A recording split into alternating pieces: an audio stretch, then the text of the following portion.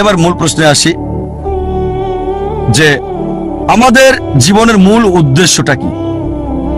পৃথিবীতে আমাদের এই অস্তিত্বের উদ্দেশ্যটা কি? আপনাদের কি মনে হয় কে এই প্রশ্নের সঠিক উত্তরটা দিতে পারবেন যে পৃথিবীতে আমাদের জীবনের উদ্দেশ্যটা কি? কে? ডাক্তার জাকির নায়েক পারবেন? অবশ্যই এর উত্তর হবে না। তাহলে কি বিজ্ঞানীরা এই প্রশ্নের উত্তর দিতে পারবেন? এবার উত্তর না। তাহলে কি দার্শনিকরা এর উত্তর দিতে পারবেন? তারাও পারবেন না। এই প্রশ্নের সবচেয়ে সেরা উত্তর যে আমাদের জীবনের উদ্দেশ্যটা কি, এর উত্তর দিতে পারবেন আমাদের স্রষ্টা সর্বশক্তিমান আল্লাহ সুবহানাহু ওয়া তাআলা। আমার লেকচারের শুরুতে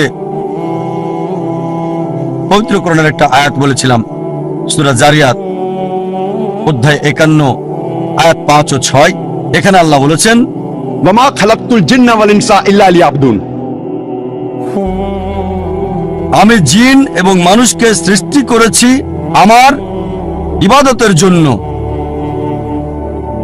জিন এবং মানুষকে সৃষ্টি করেছি শুধু আমার ইবাদতের জন্য। এখানে আরবি শব্দ হচ্ছে ইবাদা, মূল শব্দ আব থেকে এসেছে, যার অর্থ চাকর, এর মানে দাস।